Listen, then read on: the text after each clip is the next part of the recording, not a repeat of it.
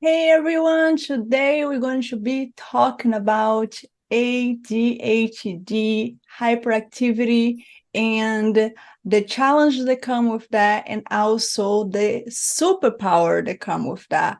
We are going to be talking about holistic treatment options, what it is, what are the symptoms. We're going to cover so much. Then make sure that you get your pen and paper that you can take notes, because this episode is going to be amazing. Then if you have the symptoms, or if you know someone that have the symptoms, make sure that you watch until the end, and then you can learn as much as you can, and then also learn some tips and techniques for you to start changing and improve your health today. Welcome to Be Healthy Podcast, the best way to discover practical tips and holistic health information from amazing wellness experts and holistic doctors to inspire you to become the best version of yourself. Hi, I am Ana Marino, a self-healing specialist, physical therapist, best-selling author, and a public speaker. I heal myself before, and I know you have the power to heal yourself too. And today we will talk with Sadie Klein. She is an amazing family nurse practitioner and nationally certified health coach with a certificate in functional medicine. She draws upon her nearly 15 years of healthcare experience to help her community to feel well and find focus and live better. I can't wait to share all her wisdom with you. Then stay tuned. Sadie, thank you so much for joining us today. Thank you so much for having me. Yes, then let's start with the definition. Tell us a little bit more about what is that? Okay, so ADHD stands for Attention Deficit Hyperactivity Disorder. And it's essentially diagnosed by determining whether or not a person has had six or more symptoms of hyperactivity or inattention or both that have persisted for more than 6 months. So I think typically people think of ADHD as the hyperactivity type of symptoms. They're familiar with the fidgeting, having a hard time sitting still, talking out of turn, or talking when they're not supposed to. And the inattentive symptoms are a little bit less known. The inattentive symptoms are things like having a hard time starting to do a project or schoolwork, having a hard time finishing those things, having difficulty remembering things, or losing things that are commonly needed, like keys, eyeglasses, pencils, things of that nature. So ADHD can be essentially, there's two main types: the hyperactive type, and then the inattentive type. But people can have a combination of those two, and that's just the combined type. So technically, that's the third type, is when those symptoms are combined. That is super helpful. And I love how you say, as far as you need to have at least six, right? You say at least six of those symptoms Correct. to be able to be diagnosed, because that's something that we were talking about before, like how a lot of times people just they diagnose themselves, and we need to be Yes. careful when we start giving ourselves labels when we don't actually have a disease or a disorder, right? Because that affects the way we see ourselves, affects our mindset, affects a lot of areas of our life. Then it's really important to determine, okay, do I have some characteristic of that? Or do I Mhm. actually have a disorder with a diagnosis and all the severity that comes with that? True. Yeah, I agree with you there. To say I'm being really ADHD today is a lot of times people will just say that because they're having a hard time focusing. But really, for it to be a diagnostic, it's something that people have been dealing with for a long period of time, often much longer than 6 months before they receive a diagnosis. So I think the words we choose to use matter in that context. because you don't want to sort of undermine someone that's truly struggling with ADHD. Absolutely. Yeah. I think that I always kind of joke with my patients and say, your brain is zeroing you. Then we gotta be really careful what the words that we use it. Then we're not amplifying problems that we don't actually have. It's just one thing is having a difficulty of focus that day, or even for a week or a short period of time because something's happened in our life, versus that's what we have as a problem. And that's a really, really good point.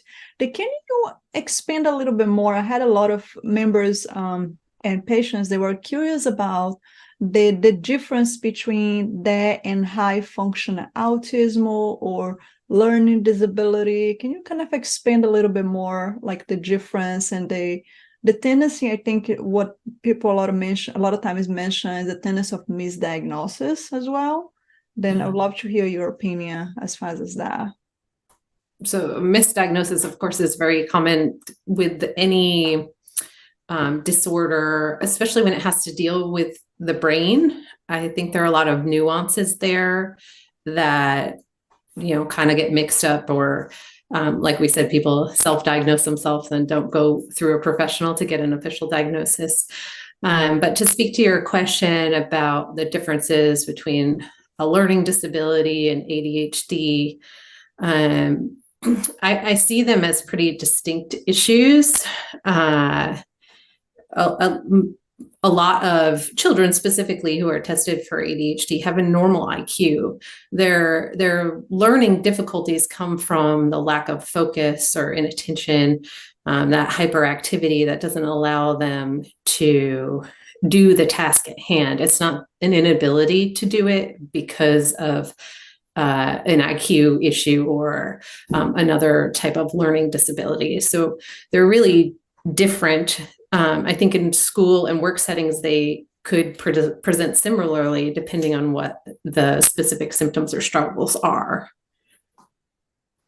That's a really good point. And we're going to talk more about that on the end as far as the benefits and the strengths of having that, and how can we modify to actually make our superpower versus this is a problem and nobody knows how to deal with. Then stay tuned because there are more coming up about that topic. I think that's such an important piece for anyone that have any of the symptoms, even if you don't have the diagnosis per se, but just being able to looking for a different angle for that. Then I love what you're saying there. And another question that comes to mind is as far as is that genetic, like you're born with, and there is nothing else you can do about it? Like that was more about that piece. So ADHD, it seems to have a very strong genetic link. So if a person has a parent with ADHD, they're somewhere between, the jury is still out a little bit because there are so many different genes that are likely responsible for ADHD. But it's somewhere between 70 to 90% increased risk of developing ADHD. So really tends to run in families. And I think as genetic testing gets better, eventually we'll be able to better understand that genetic trait. I think epigenetics will become an important piece of that as well. As for people who aren't familiar with epigenetics, that's essentially in very brief terms, it's understanding the genetics and understanding what turns a gene on or off. So that gene can either be expressed and because of environmental factors, or it can be suppressed because of environmental factors. And I have to think that the ADHD picture is affected by that concept of epigenetics, where certain things can sort of be exacerbated or turned on or turned off depending on different factors in our environments. Absolutely. And I think that's such an important piece, because when we think about take control of our health and take that power back and being able to do something about it, I think years ago we just had this concept of like, okay, it's genetic, I born this way, I'm gonna die this way. And Right. it's like science already proved. It's not like the woo-woo thing. It's science. There's so many research that had prove that yes, there is a bit of a switch there. I can turn it on, I can turn it off. You may have a statistic, you have a tendency Mm-hmm. to have that, but it doesn't mean that you're going to have it no matter what. And I think that's such an important point when people looking at disabilities or disease like this one, they in society, we are looking at, oh, there is no cure, there's nothing you can do about it. But hold on a second, there may be a different way of looking at it. And absolutely looking from that piece of it, even the epigenetic itself, it's like, okay, what can we do to start switching that off?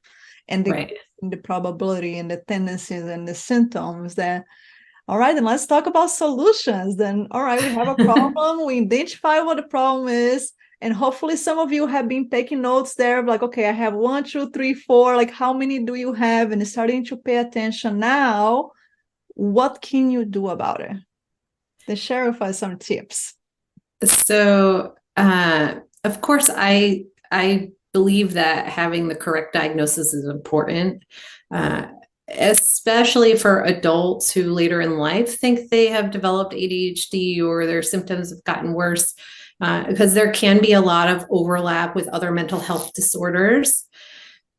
So I would want to make sure that you had a clear diagnosis so you know what the problem is, so you know how to correctly treat it. But one thing that a lot of my patients aren't aware of when they begin working with me is that there are several very common nutrient deficiencies that can make ADHD symptoms much worse. And so sometimes doing some simple testing to identify nutritional deficiencies. So the ones that come to mind are things like vitamin D, zinc, magnesium, the B vitamins, iron deficiency. And often there's more than one deficiency. So you can probably understand how there's some overlap with the symptoms of deficiency and symptoms of ADHD, having a hard time focusing, feeling like your brain's just not cooperating or doing what you want it to do. And so, sort of one of my top tips is to look for those things and properly address them, ideally with dietary changes. I think having a foods first type of approach is always a great first step. If you can't get it, or say you have a picky eater and it's really difficult to get in those key nutrients, there are high quality supplements out there that can help sort of boost you up to where you need to be. And then you can sort of pay more attention to and try to keep the diet at a level that is going to be sufficient. So that's the first one. I think exercise is extremely key for people with ADHD. I didn't really explain this, but ADHD is really, it's dopamine driven. So things that increase dopamine help with focus. And so exercise does that naturally. They've done a lot of studies in children and teens, and in some adults, although there's not as many for adults specifically, that they demonstrate over and over again that physical activity helps to improve attention and focus. So important. Before we deep dive, because I love the exercise topic there, I just wanted to kind of share the story, because you were saying about the nutrition component. And I actually personally had a story happening before, like a few years ago. I was having a lot of time concentrate and focus, almost kind of like that brain fog kind of feeling. And I remember that I did my blood test, my panel, and my vitamin D and iron was really, really low. And I think it took like a week. It was like it was magic. I was like so surprised how quickly I was able to reverse the symptoms, and I couldn't figure it out what the problem was. Then I think you made a really good point there. The first, get yourself check. I think a lot of people have a tendency to just like, oh, I'm going to take these 20 different supplements. And Yes, remember that everything is about balance. There's too much of a good thing is not necessarily a good thing. correct. I think it's a really good point there of like get yourself checked, know your numbers, and then make those decisions based on the numbers instead of just taking everything. And Hmm. and also the importance and even how quickly it can reverse some of those symptoms, because once we eliminate those symptoms, it's easier to be like, okay, what else can, Hmm. right? And that's a really good important point there. Yeah, I agree with you about the supplements. I think it is really important to be careful with supplements, to take the right amount. And, too little is obviously not going to do you any good, but too much truly can be harmful. Some vitamins, your example, vitamin D, people don't understand that too much vitamin D gets stored in fat cells and then can become immunosuppressive. So everyone thinks of vitamin D as it's so great for your immune system, and it is, and it has a lot of very important functions in the body, but you can get too much of a good thing. Absolutely. And also the combination, like vitamin D, you have to always take together with K. Then there's some other, like if you're doing supplementation versus food base, like plant based, right? As a difference, we don't need to go details on that. We can do another podcast for another day. But even that, like having more like a plant-based supplements, or just like you say, just use the food itself, that Mm-hmm. is so much better because it also helps to prevent some of the overuse versus Right. something that's synthetic. I think that's really important there. Then, all right, then let's jump back to the exercise, because that's, as a physical therapist, I 100% agree with that. I think exercise has so many benefits and absolutely focus attention and kind of helping the hormones and the brain balance and all of that Yes. good stuff there. But tell us a bit more the details of why does exercise helps with some of the symptoms. So exercise is interesting because the timing of exercise can really matter. Uh, Exercise in the morning has been demonstrated to have greater benefits specifically for focus and attention than doing it sort of later in the evening. And that has a little bit to do with like our neurotransmitters and how we regulate our sleep wake cycle. Mhm. Um, so, I mean, you may have experienced it before. If you get a hard workout late in the day, sometimes it's more difficult to get settled in to sleep. And so when we use exercise for ADHD, we're trying to sort of harness the natural shift in the neurotransmitters that comes along with exercise to get the most benefit. Mhm. That's really, I think, physical activity, a focus on physical activity is something we're really lacking in this country. It's sort of an afterthought in work settings, in school settings. Mhm, mhm. And I think a lot of productivity challenges and truly you can't overlook the benefits for mental health with exercise.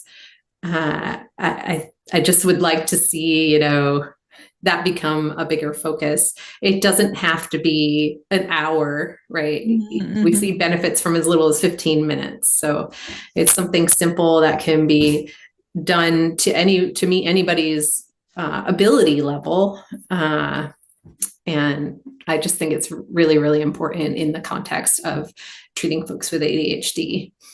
Totally agree. And I think, and just adding to the point that you're making as far as when you exercise, I think the level of intensity of the exercise and the time of the day makes a huge difference. Like even if we're looking from the point of view of nervous system, like when you are getting ready to bed, you want to start to kind of slow down the pace and the heart rate goes down and the body wants to start feeling calmer.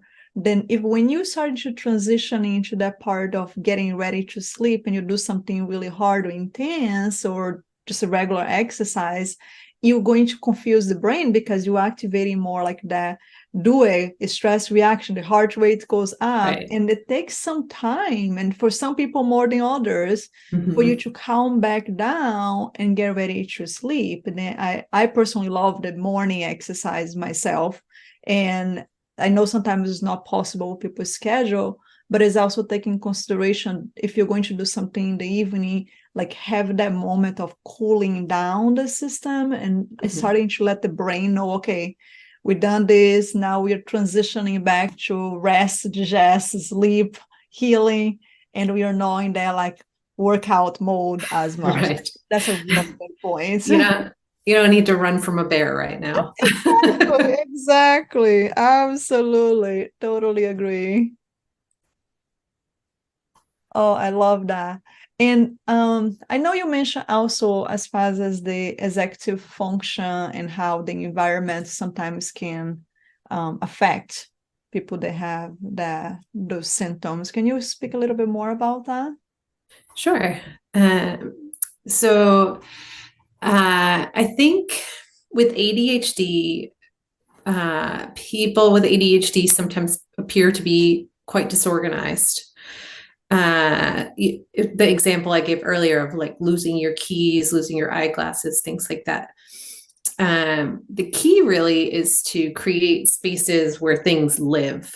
So the keys, for example, a simple one is, a hook by the door or a key bowl, or even hooking them right on the loop of your pants type of thing. It's pretty hard to lose something that's attached to your own body. So I think there's that, like organizing your space so it makes sense with how you flow in and out of your own home, the types of activities that you're going to be doing throughout the day.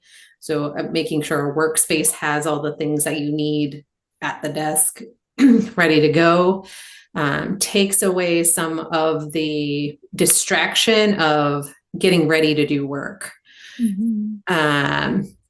I think other things like just generally having an environment that is lower in clutter. It doesn't necessarily have to be completely clutter free. I live with children and animals. I do not have a completely clutter free space, but those, when you have a lot of clutter in your environment, it can make your brain feel more cluttered. And I think people that even don't struggle with ADHD symptoms are also can also be sensitive to that in their environment. So it's just sort of trying to create the most supportive type of environment for whatever types of tasks you're trying to do in that space. Totally agree. And I think any human being can probably feel the difference. Like if you walk into your own home and the house is all organized, realistic organized, right? Versus if you walk in the house and the clothes on the floor and the boxes like tripping Right. over. It's like it again goes back to the nervous system safety. Like, oh, okay, I can sit here and feel safe versus like I have to be careful where I'm walking and I don't know where things are. All of those things can create more stress and anxiety just in general. But when you already have that challenge on the brain, again, it's that cup of water, like the cup is already half full. What can we do to not add more water in that cup? Because when if overload, we're going to have all the extra flare-ups and symptoms. Then anything that we can do, like you're saying, the nutrition part, the exercise part, keeping the environment clean in a place where it feels safe for you. I love your suggestion as far as creating habits, like know where things are that you don't have to even think about it. It's like, okay, I know it's hours over here. Go over there. Don't even need to think about it. It's less brain space. Yeah. Well, and it truly has to make sense for the person who's using it. And Exactly. I have to say, I've been guilty of this myself, where I create a system that makes perfect sense to me, but no one else in my household understands my system or can use it properly because it only makes sense to me. So I think taking into account who's going to be using the space and getting their buy-in or having them organize it themselves, how they see it working for them, it makes a big difference. And I think some of that is possible now in some people's, work environments. They have more freedom to set things up a way that helps them to focus. Not all. I mean, if you work in a cubicle, it can be challenging to set things up in a way that can be supportive of people that are struggling with focus or inattention, or lack of focus or inattention. So it's just trying to be creative in those kind of spaces. I think also something that comes to mind, even for a lot of the population that I work with, they are hypersensitive with like the sound, the like people walking, like finding strategies that work for you. Then if you needed to use, like if you're like in the work environment and there's too noise and that's every noise, everybody walking by distracts you, like maybe put an earplug on it. Like maybe having like a white noise, like in the earplug that you don't disturb anybody else, but finding the strategies, like what are the things they do distract you? What are the things that triggers you?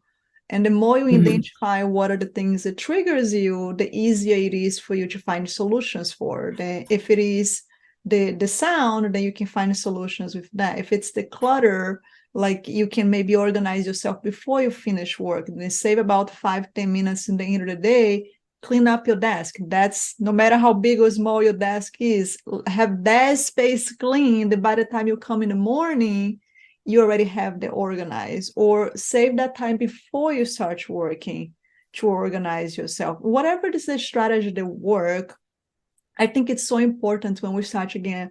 I talk a lot of my patients as part of the ideal body awareness. When we start being aware of what are the things that help us and what are the things that trigger us, it's so much easier to find solutions like that. And right. And I love your point about tuning into noises and distractions in that way. One thing that made me think of is they have studied things like listening to specific, you mentioned white noise, but there are other colors of noise, brown and pink. And those are the ones they've specifically studied for focus.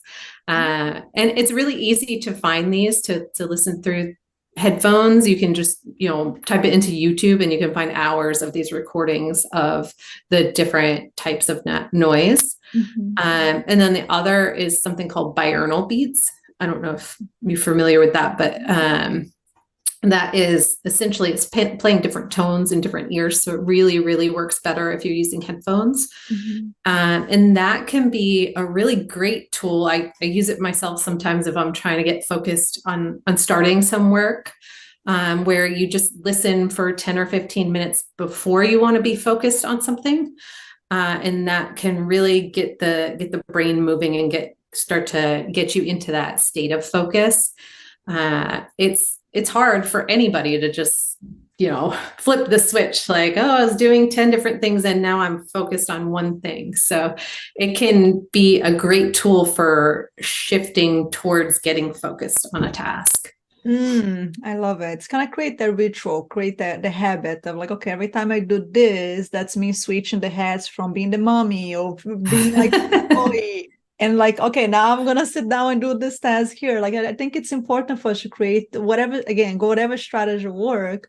That just to clarify, is that a specific color of sound that you say? Is like a brown or? Yeah. So they've studied brown noise and pink noise. Specifically for focus. When you start reading about it, there's other colors of noise and some people get really nerdy about it. I've just read a few studies about the benefits of listening to brown or pink noise for focus.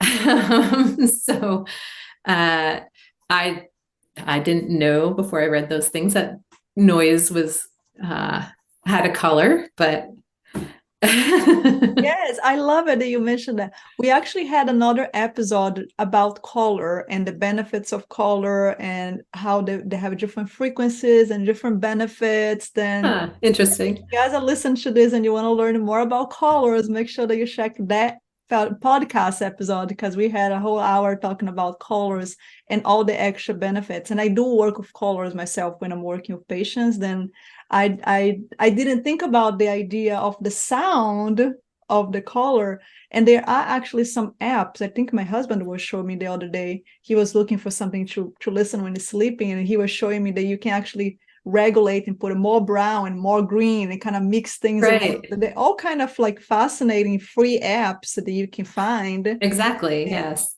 test it out. Try the brown and see how that feels. Try the pink and see how that feels. Which one Right. feels better? And let us know in the comments what color you think the What best one. color noise you like? Oh, I'm super curious about that now. And I think bringing those points actually remind me the idea that we start talking about in the beginning with ADHD be a superpower. And as I'm listening to you, I'm just kind of like feeling that there are another way. There is solutions. We don't have to be like, oh, sorry, I have this label and, I have a problem. Something's wrong with me and sorry, like, I'm going to have to live this way. I think it's like, let's flip the switch now and bring about the benefits. Like, what are the benefits of actually have that? So I think most people with ADHD would agree that it's not that they cannot ever focus on anything. It's that it's difficult to focus on things that are not interesting to them. So when they're interested in something, they are extremely focused. They're hyper focused. And you can have the most interesting conversation about a topic that you didn't know there was so much to know about. Mm-hmm. So I would say one of the ADHD superpowers is the ability to really hyper focus and get really detailed and interested on any, could be literally anything. Some people apply this in the workplace. They find a line of work that they're very interested in, and so they excel in that line of work because everything about it is, there's a lot of details and maybe the field changes often. And I can speak to the field of medicine because that's what I practice within. But you will find a fair number of doctors who have ADHD. And you could say in that context that is truly their superpower. They are very interested in medicine. They want to understand all the most up-to-date high-tech treatments and tests and genetic knowledge and all that. And of course, I'm making a generalization.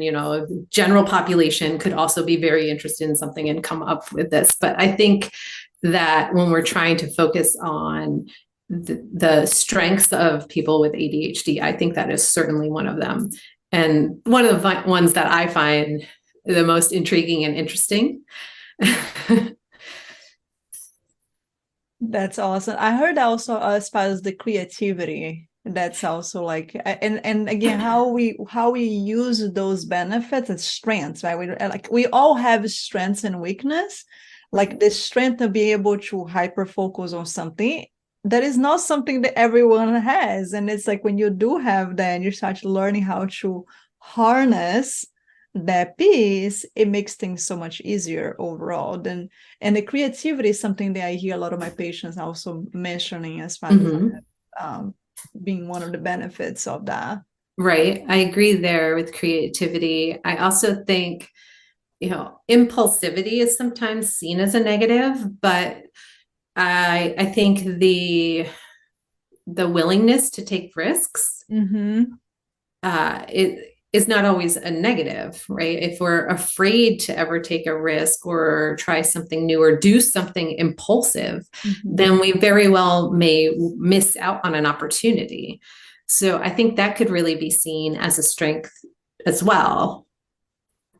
That's awesome. Totally agree. Like you can be just in freeze mode and not do anything. But sometimes in life, and in some careers especially, does require a little bit more of the impulsive characteristic than others. And when you start again, identify what are your strengths, it's easier for you to be like, okay, how can I find the best career for me? Or how can I use that in my work environment, whatever work you do? How can you use those benefits as a mother, as a parent? Like, how can you use that into your advantage? Again, the more we learn about ourselves, the more we know our strengths and our weakness, then we can manage, we can modify and use that accordingly. I think that's really important. Mm-hmm. Nice. Any other benefit that come to mind?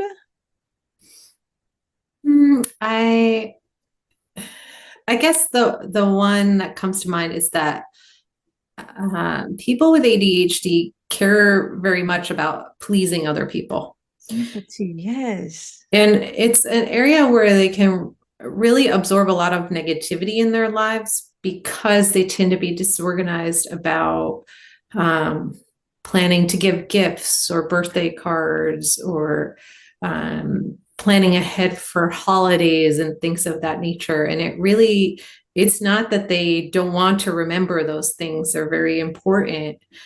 I think it's really one of the ways that people with ADHD are most misunderstood.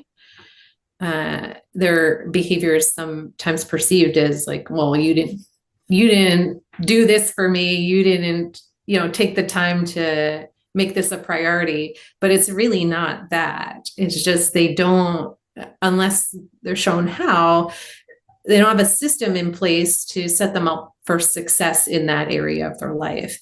And I see it a lot with spouses where there's a lot of misunderstanding, specifically around birthdays, holidays, things of that nature that do require a little bit of advanced planning.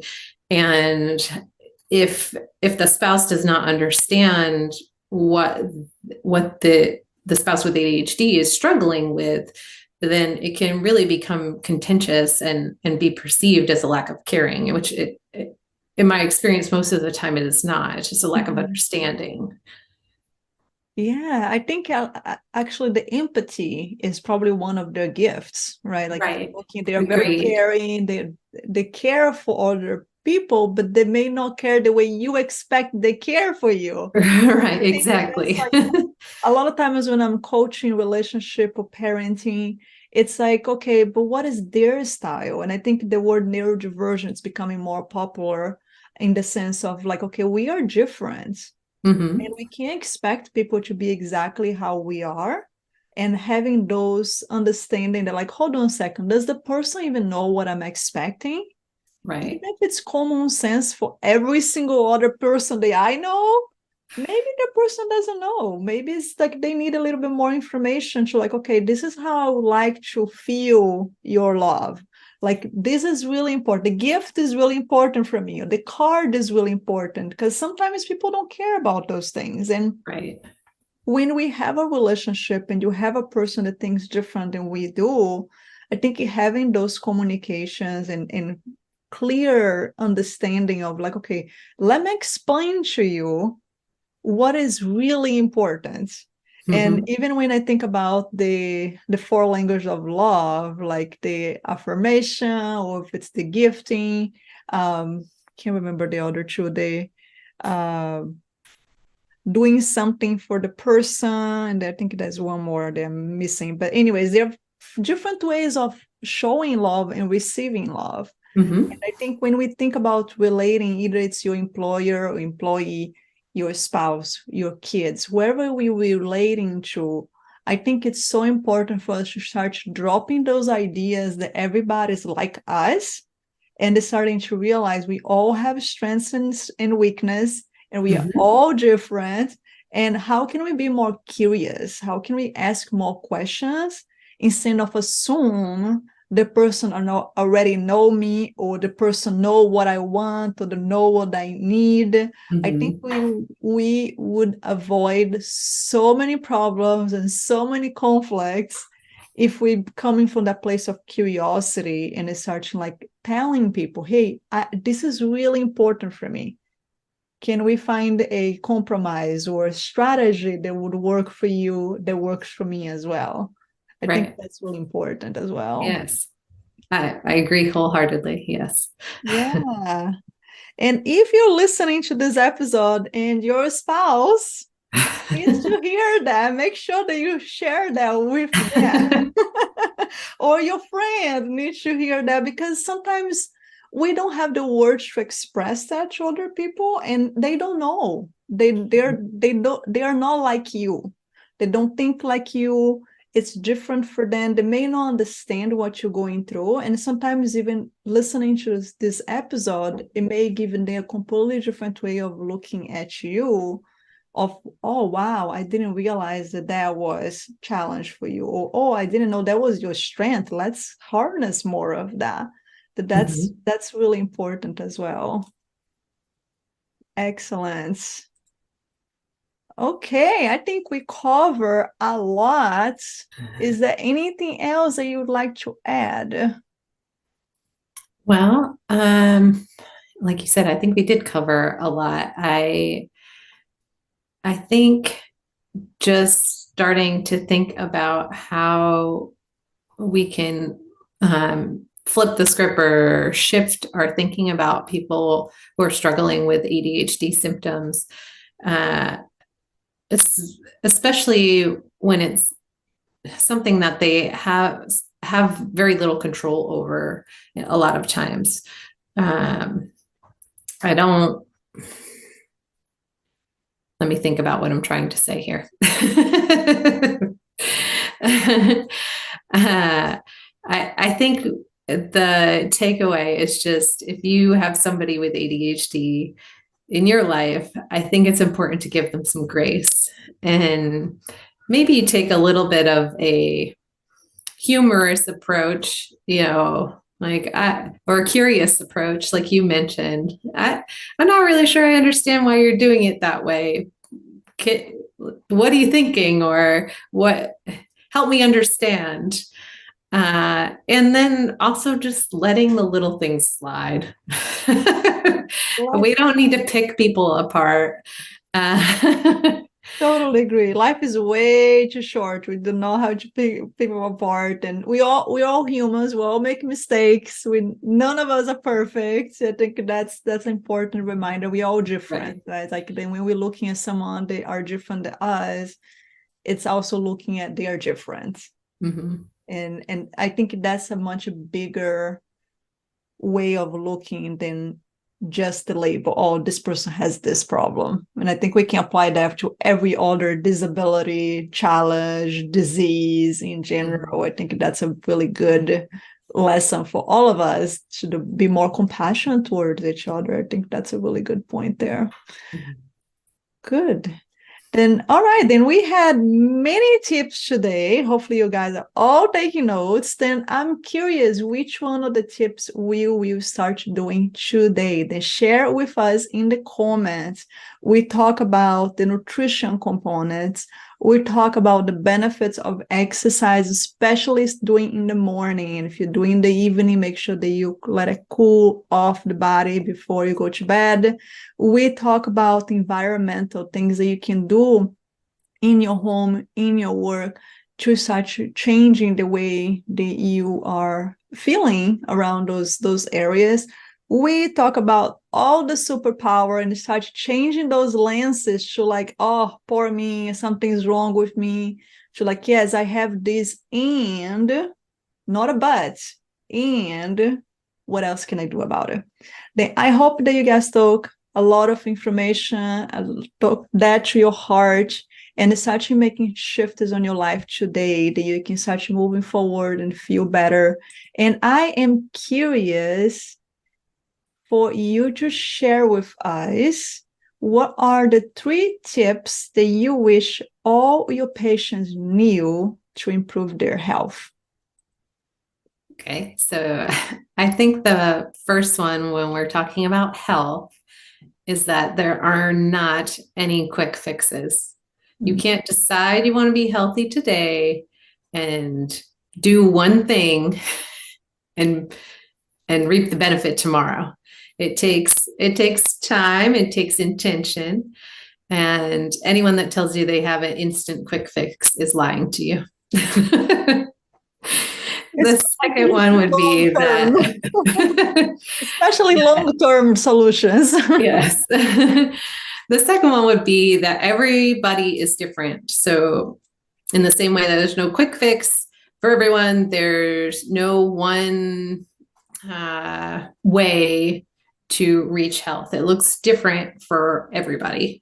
Part of that is our own genetics, the things we talked about, turning things off and on, environmental factors, lifestyle. So they're really, everybody's an individual. And I encourage everyone to take to heart my last point, which is that knowledge is power.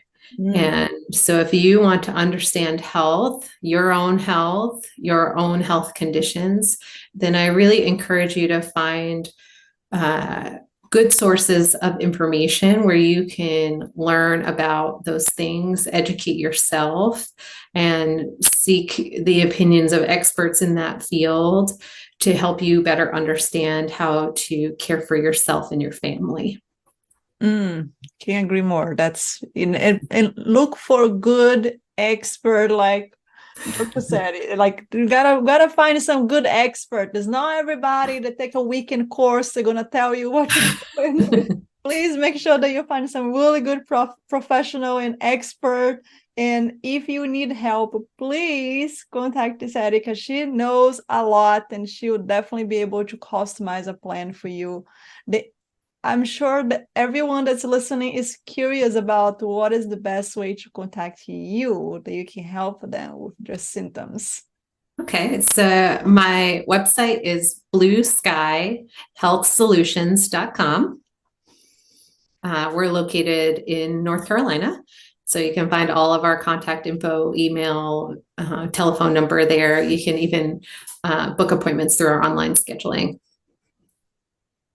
Perfect. And I will have the information also on our show notes at www.behealthwithana.com/podcast. We're going to have all that extra information for you guys there. And I heard that you have some really good information on your blog as well. Can you share that with us? Yes, so I have a blog on my website called Science for Your Saturday. It is some short articles about that essentially summarize some scientific information and give practical bullet points on how you can apply the information to your own health and wellness. Fantastic. Okay, then you guys can continue learning and check it out, her blog, and the link as well on the show notes for all of you. Then thank you so much for joining us today. That was so much information and so many tips. I love all the wisdom that you share, and I'm excited to try some of those things myself also. Then thank you so much for joining us today. Thank you so much for having me. It's been really great. Thank you. Yes, absolutely. And for the listeners, thank you so much for listening to this episode. If you enjoy, make sure you subscribe to our channel, leave us a review, and share our podcast with anyone that you know needs to improve their health.